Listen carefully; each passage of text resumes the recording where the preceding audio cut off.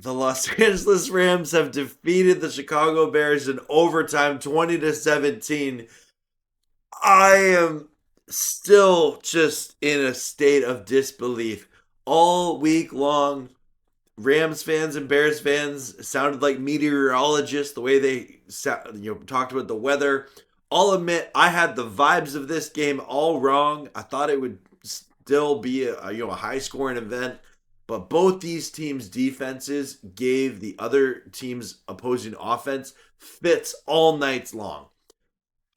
There's so much to think about this game, but the first and foremost, thank you. Thank you to all the Los Angeles Rams to make this happen.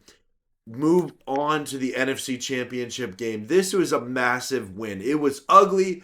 I do not care. In playoffs, it does not matter. You just find a way to win. To go into a hostile environment in freezing cold temperatures when you're an LA team, to go in there and find a way on the road to win this game and punch your ticket to the NFC title game.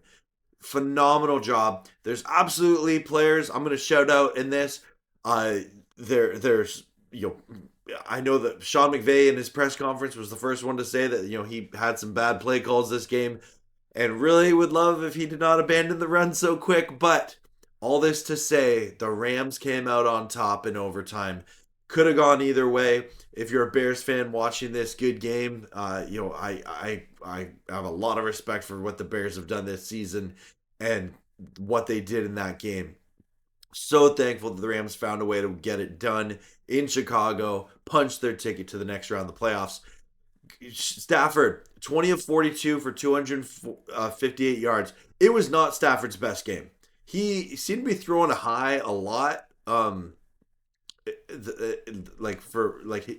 most of the game, it seemed like he was overthrowing his receivers a bunch. I don't know if that's a weather thing or a timing thing, whatever it is. Stafford, he didn't turn the ball over. He protected the ball, and that's important too. He did have some key throws in this game, but the guy I got to shout out, Kyren Williams. Yeah, 21 carries, 87 hard-fought yards, and 2 touchdowns. Kyren had so many carries this game that the Rams needed.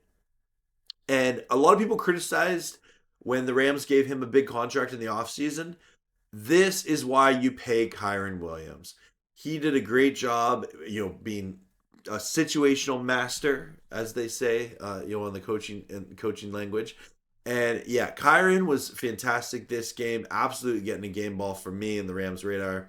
Puka Nacua had some big catches. He only 5 receptions for 56 yards. Same with Kobe Parkinson. Both of them were kind of contained by this Bears defense, and maybe the weather was a hindrance to that. Jordan Whittington on the first drive of the game had 2 really important catches for getting that touchdown drive, and Kyren himself had a couple catches there. Tyler Higbee had a big catch. Davante Adams, he only had 2 catches on the game, but his one diving catch was insane. The Rams probably, I don't know if they win the game without that catch. So just phenomenal job by Davante Adams. Kam Curl, leading tackler on the game, but also that interception in overtime. You can see my reaction video to that on my channel. That was huge. That was massive. I'm going to remember that interception for years to come. I'm going to watch that interception for therapy when I have a bad day, like 5 years from now. So good. Kobe Durant, the land shark, well done as well. 2 interceptions, that was key. Really, this whole Rams defense, they held the Bears offense to 17 points. I know that some people are going to criticize that throw at the end, but really that was just an insane throw by Caleb Williams. And Cole Kmet caught it for the touchdown to take it to overtime. But Quentin Lake had that epic tackle to prevent a touchdown. When the Bears could have gotten a field goal and there was still time in the game, but the Rams were able to stop them, and like that was an important part of this game that I don't want to get lost in the scuffle.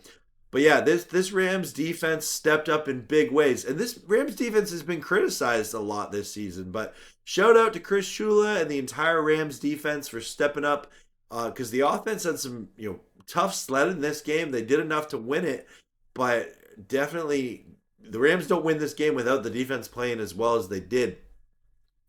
Over on the team stats, the Rams had 340 yards of total offense to the Bears 417. As you can tell, both teams they were able to move the ball, but for between turnovers and 3 and outs and the offense stalling on both sides, this was a game that we saw a high caliber of defensive play from both teams, and thankfully the Rams were able to get the ball in overtime and secure it with Harrison Mevis, a phenomenal field goal kick. Just really, really thankful for him. I'm gonna remember that kick for a long time. That's not an easy kick to make, right? In overtime, in the cold, 42 yards.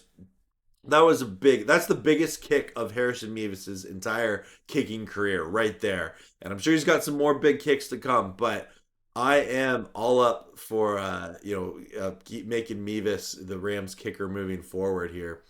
The Rams offensive line had a rough day. Allowed 4 sacks on Stafford, and Stafford was under a lot of pressure. The Chicago Bears did a good job dialing up the blitz, and all I have to say is that is something that's got to get cleaned up if the Rams are going to go to the Super Bowl. They are playing a really good defense in the Seattle Seahawks next week. They got to find a way to get Stafford more time so that he can get the ball to his wide receivers and tight ends. Those 3 interceptions that the Rams defense were able to make, and those were not like gimme interceptions, especially the overtime one by Kam Curl, that he laid out to get that. And if he doesn't get that, the Rams probably lose this game, right? Because the Bears just needed to get into field goal range at that point, right? So it was massive. The Bears dominated time of possession that game. I thought coming into this game, time of possession was really important because of the cold temperatures, keeping the other team on the sideline.